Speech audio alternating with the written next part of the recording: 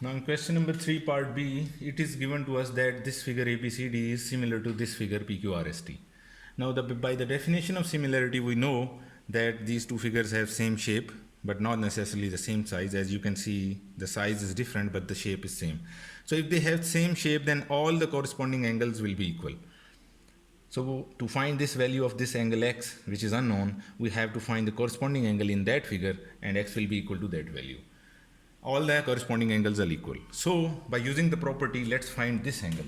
Now x is not, some students confuse it with that x is corresponding to this 100 and they say that the value of x is 100. As you can see, this AB, this side AB corresponds to this side QP. So the corresponding angle to this x is this one, because CD is corresponding to RS, hence x will be equal to this angle. But this angle is unknown over here as well. So to find value of x, we have to find this angle. This angle will be also equal to x. Same, if this is 100 and this is the corresponding angle to 100, hence this will be also 100. But still x is unknown. So now how to find x? Now to find x, you must remember the property of parallel lines, that as you can see, it is given that AB and CD is parallel. You must remember that if two lines are parallel, you have studied it in previous class, if two lines are parallel and there is a transversal, then this angle plus this angle, these two interior angles, the sum of these interior angles is always 180. The interior angles are supplementary. You have studied it in previous class. So the sum of this x with 100 must be 180, because these two lines are parallel and SP is the transversal on it. So x and 100, these two interior angles are supplementary, hence we will write x plus 100 is equal to 180. So the sum of both these angles is 180. So to find x, we have to subtract this 100 from 180. So we get the value of x, which is 80 degree. So we have found this unknown angle. Now we also have to find the value of this y. This y is also unknown. This side, the length of side SP, this is also unknown. So now if the figures were congruent, we have simply said that y is equal to 14 centimeter. Why? Because in congruent figures, all the angles and the length of sides is also equal, the corresponding sides. But these figures are not congruent. It is given that these are similar to each other.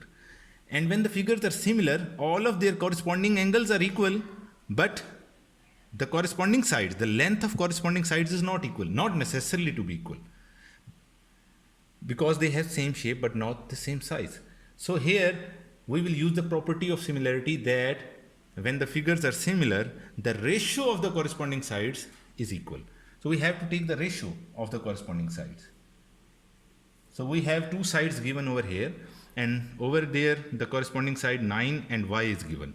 The y is unknown. So if we write this 14, now which is the corresponding side to this 14 from that figure? Y. So the ratio between 14 and y will always be equal to the ratio between those two, which are also correct. For example, if I have written this 14 over y, now I will take 12. I have taken this side 14 from this figure and put it in numerator, and in denominator I have taken this side from that other figure, which was y centimeter, which was unknown obviously, and AD was corresponding to SP, hence 14 over y. Now I have put 12 in numerator from this figure. Now CD is corresponding to RS, the longest side of these two figures. Now to corresponding to CD is RS, hence the value of RS is 9.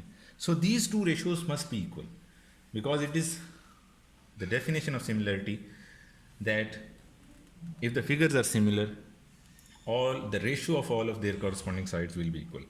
So ratio of 14 with y, these two corresponding sides, will be equal to the ratio of 12 with 9, these two corresponding sides.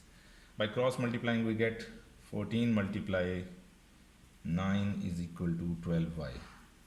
So now simply you have to divide 12 over there. So y is equal to 14 multiply 9 divided by 12. So now multiply 14 with 9 and divide by 12, we get the value of y, which is, I think, is equal to 10.5 centimeters.